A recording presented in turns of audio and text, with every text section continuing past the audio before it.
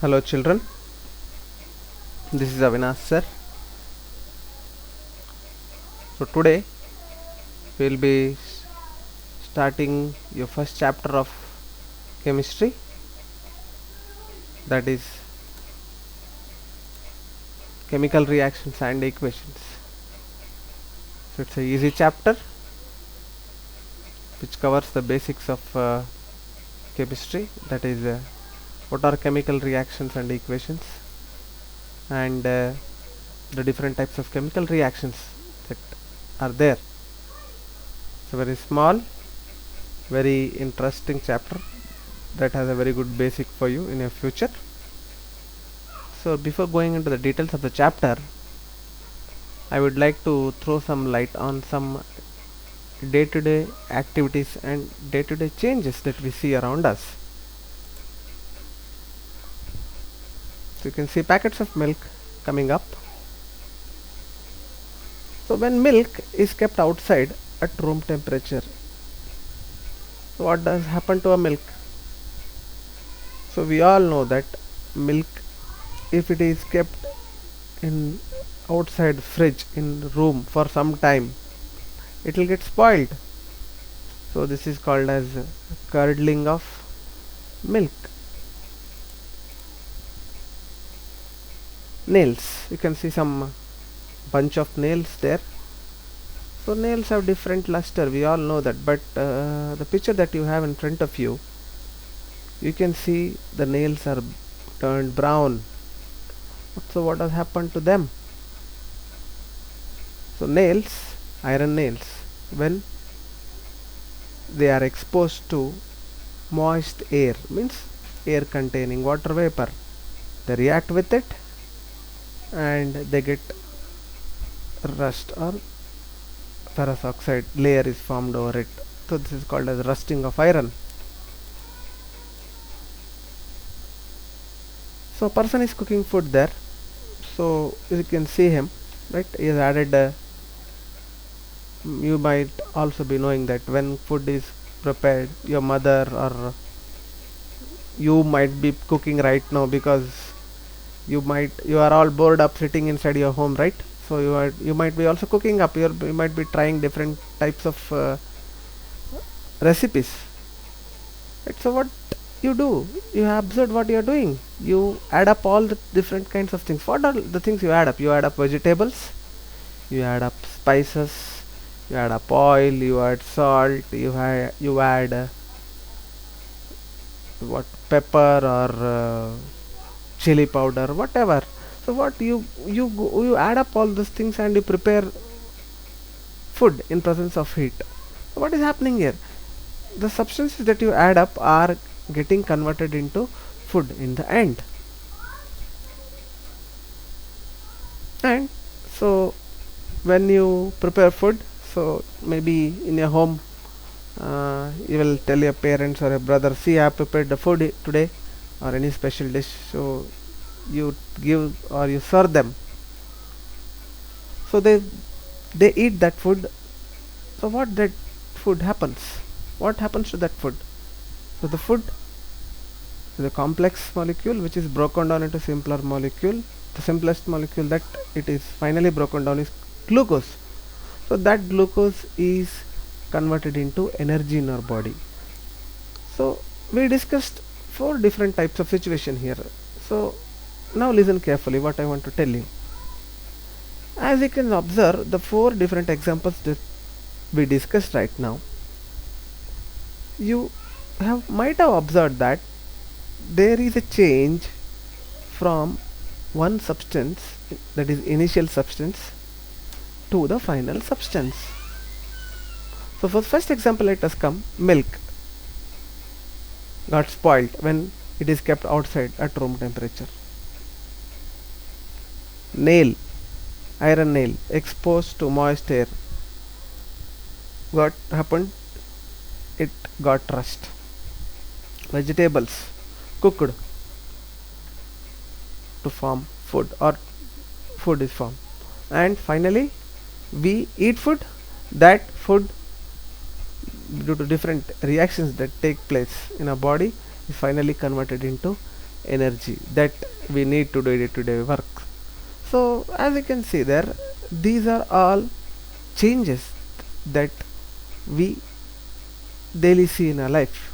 Like that, there are many hundred different types of changes that you might have observed. So next time when you see any change, you try to think that what was the initial substance and what is the next substance or the final substance being happening. So what I am trying to tell you is there are mainly two types of changes in nature. So let us discuss about them. The first type of change is called as physical change, as I have highlighted it in a red color.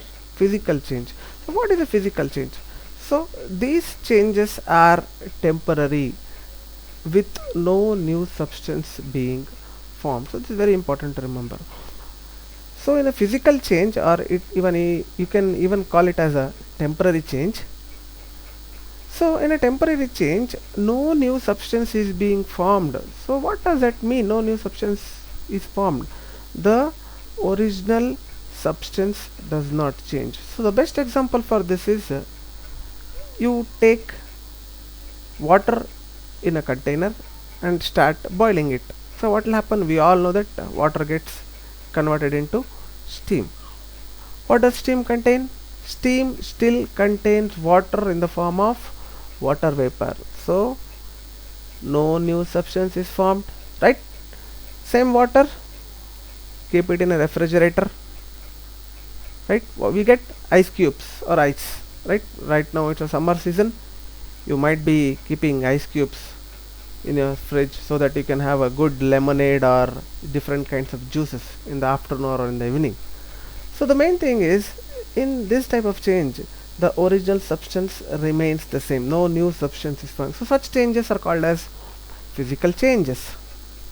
So other type of change that we see is called as a permanent change or permanent changes. So this can be also called as chemical change. So what is this? Right. So here you can see there, new substance is formed in which the reactant or the parent loses its identity to form a new substance called the product. So these changes are called as permanent changes, and we won't get the reactant back. So this change is different from physical change. So what I'm trying to tell you is that this kind of changes are irreversible. Once the reactants gets converted into product, we cannot get the reactant back, or we cannot get back the initial substance. So the first four examples that we discussed are permanent changes, that is spoiling of milk, right? If you remember what I'm trying to say, first discussion. Then the second example, quickly recall them. Yes, the next is rusting of iron. Third one, vegetables getting cooked to food. And the last one, food is consumed and converted into energy in the body. All these are permanent changes, right? So I think I made it very clear now.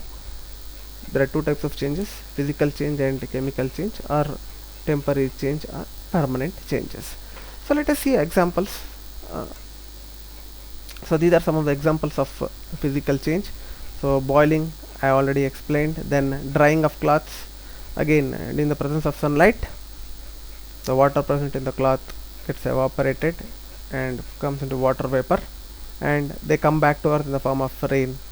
Ice cream, so many of you might be fond of ice cream, but as COVID-19 is on the rise, many of your parents might have not allowed you to take ice cream. So you just see the image I given and you can enjoy the ice cream in the image, right?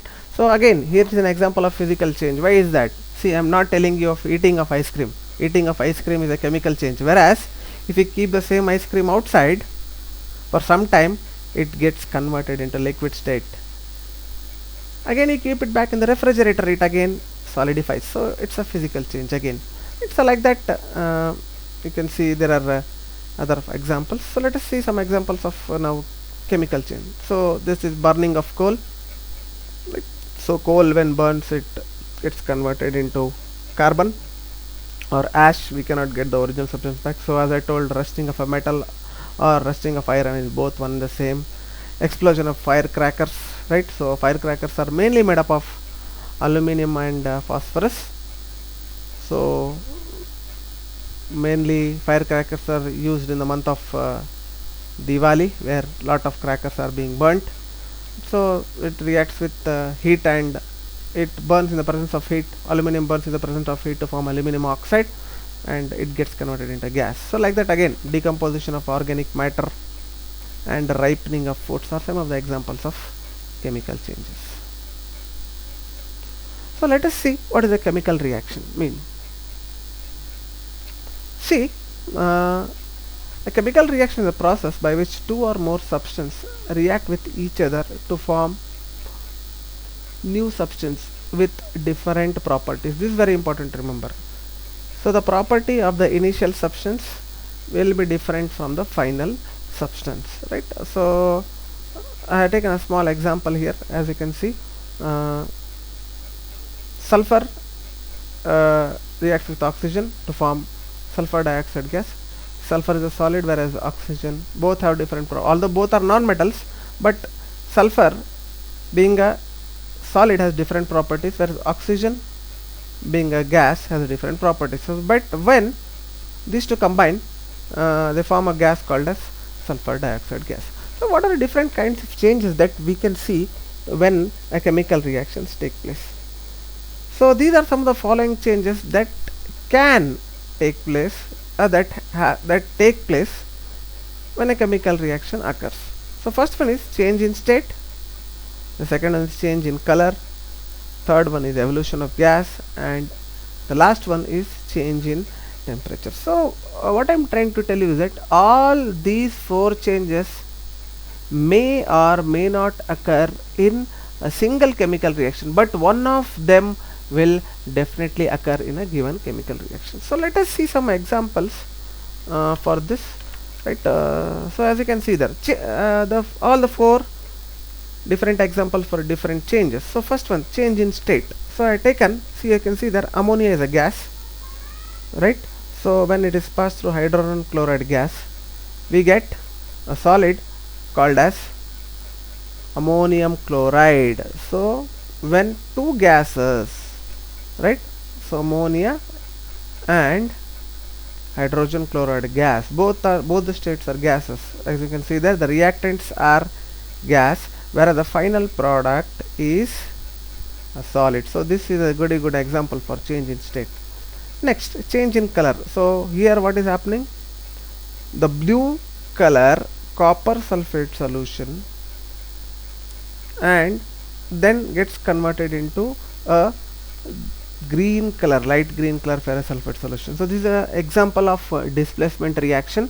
So what happens, copper sulfates, when we drop iron nails or pieces of iron into copper sulfate solution, we get ferrous sulfate and copper metal, right? So this is an example of displacement reaction that you will learn later.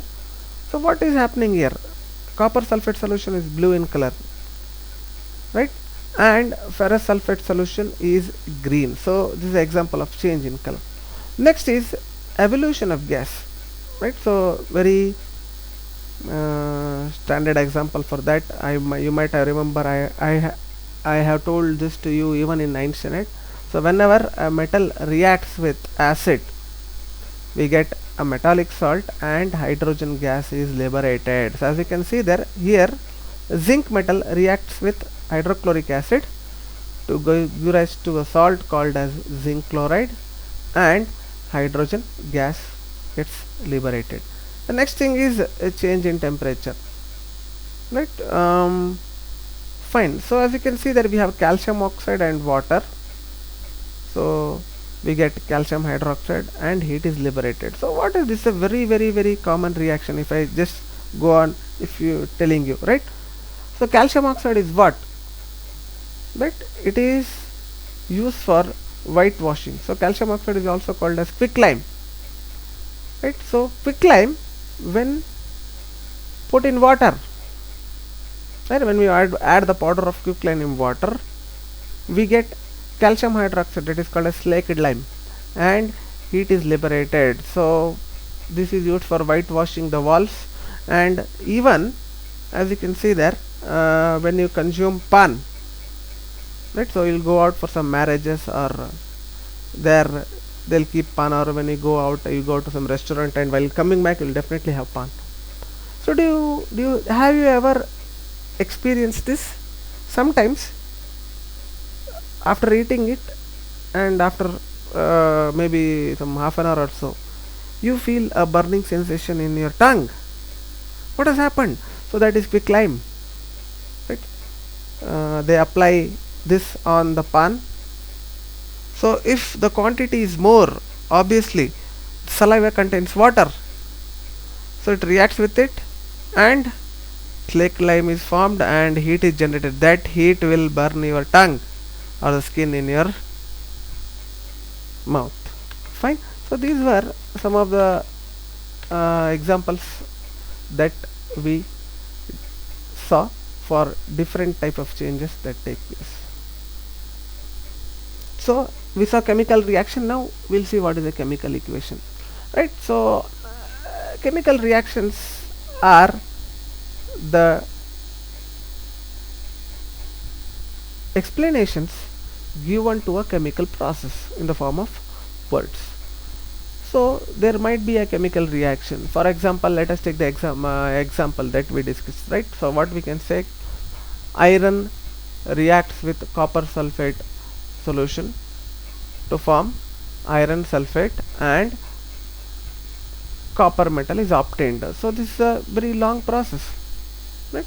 So instead of that, we can represent the chemical reaction symbolically in the form of chemical equations. So what we do, we have seen that metals or elements have their own symbolic representations, right? So here what we can see, where in a reactant, entities are given on the left hand side and the product entities are on the right hand side.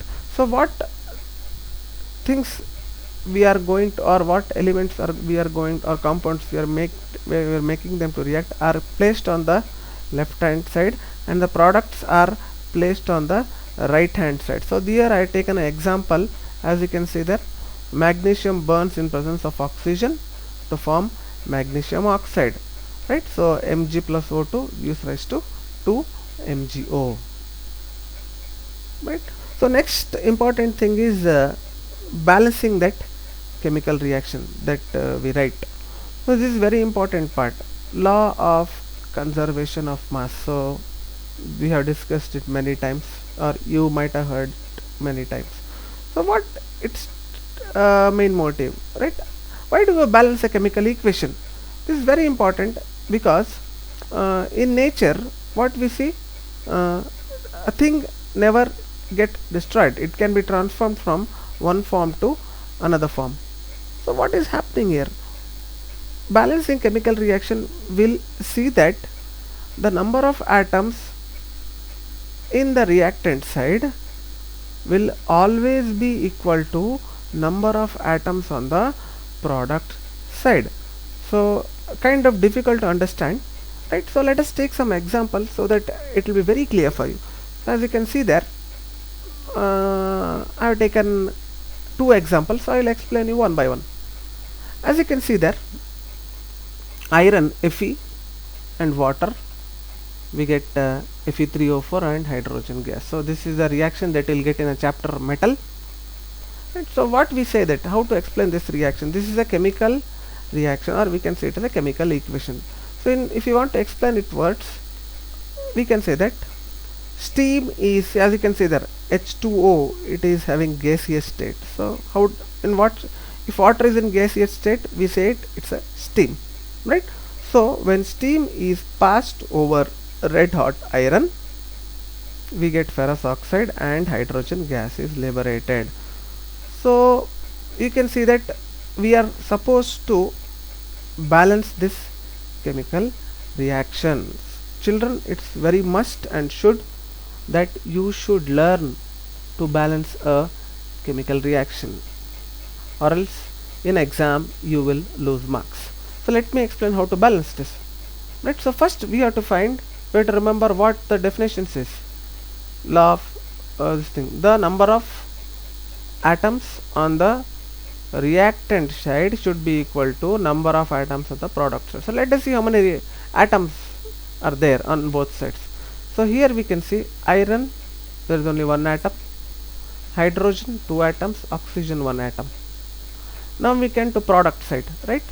So iron 3 atoms, oxygen 4 atoms, and hydrogen 2 atoms. So as you can see there, now we start comparing. We have 1 iron, but here we have 3 iron. So there is an imbalance. Hydrogen 2, hydrogen 2. Okay, this is fine. But oxygen, when you come to oxygen, oxygen 1 and oxygen 4. So what we can do? Let us start with iron. As you can see there, we have 3 iron here. So what I'll do? I'll add up 3 here. Fine. So now iron are balanced, but I still have problem with oxygen. I have 4 oxygen on the product side, but only 1 oxygen on the reactant side. So what I'll do? I'll put 4 here in terms of. So now oxygen 4 and here also oxygen 4. But by adding 4 on the reactant side, what happened here? As you can see there, we already had 2 hydrogen. So when I multiply 2 and 4, it becomes 8. So totally we have 8 hydrogen. So in order to balance this out, what I'll do? I'll put 4 here. So now we can see, children, it's very easy. 3 iron here, we have 3 iron here. 4 into 2, 8 hydrogen here. 4 into 2, 8 hydrogen, and total 4 oxygen and 4 oxygen. So now I can say my chemical reaction is balanced. The second example that I am taking here is this is ferric oxide and carbon. So this is a reaction called as reduction reaction, where this is a very famous reaction. This process is called reducing of ferrous oxide to iron. It is done during manufacturing of iron in steel plants. So we use coke. Carbon is coke. Coke acts as reducing agent which reduces iron oxide to iron. Very famous reaction and very important, and has a huge industrial application with it. So let us discuss this. So as you can see there, again start from the reactant side. We have 2 iron, 3 oxygen and 1 carbon, and on the product side we have only 1 iron, 1 carbon and 2 oxygen, right? So we have to balance it out. So let us see from where. Children, you imagine now from where we shall start. Any guesses? Right, you should start thinking now. What can we do? So this is little bit complicated than the previous one. Although reaction is not, but you have to think always. So what we can do, right? So first let us start from oxygen. See there, this is very easy to see, or else okay, let us start from oxygen. So we have 3 oxygen and 2. So we have to do something that they become same. So what I'll do, I'll put 2 here and I'll put 3 here. As you can see there, 2 into 3, 6 oxygen, 3 into 2, now what happens? 6 oxygen. So oxygen is now fine, but by bringing this change, other things are getting imbalanced now. See, we have now 3 carbon, but we have only 1 carbon here. So let us put 3 here, and as you can see there, 2 into 2, 4 iron, then I'll put 4 here, right? So now we go through it. 4 iron, 4 iron, 2 into 3, 6 oxygen, 3 into 2, 6 oxygen, and 3 carbon, 3 carbon, right? So this is how you have to balance the chemical reactions. So you people should choose your own different chemical reactions and start balancing them, because this is very important to balance the chemical reactions to get marks, right? So now let us discuss one by one the different types of chemical reactions that are there. Fine. The first one of them is a combination reaction. So what is a combination reaction? So a reaction in which single product is formed from two or more reactants is known as combination reaction. So example for this already we have discussed, that that is quicklime, means when reacts with water we get slaked lime, or calcium oxide reacts with water to form calcium hydroxide. So calcium oxide, this reaction is spontaneous reaction, or it's a vigorous reaction with water to produce slaked lime, releasing a large amount of heat, right? I already explained it. So slaked lime produced by the reaction is used for whitewashing of walls. So this is application of this example, right? So already I have explained this, so I'll not go in detail about this. So the second example, again the same continues. Calcium hydroxide reacts slowly with the carbon dioxide in the air to form thin layer of calcium carbonate on the wall. So what happens when we whitewash the walls? The calcium hydroxide is on the wall now, so it reacts with the carbon dioxide present in the atmosphere. So what happens then? That carbon dioxide, as you can see the reaction there, calcium hydroxide reacts with carbon dioxide in the atmosphere to form calcium carbonate. So this process will take at least 2 or 3 days after applying the slaked lime on the wall, or after whitewashing the wall. So as you can see, after whitewashing the wall will not get a shiny finish, but the same wall, if you observe, after 2 or 3 days it gets a shiny finish. Why? Because of this reaction taking place, right? And some of the different examples for combination reactions are burning of coal, right?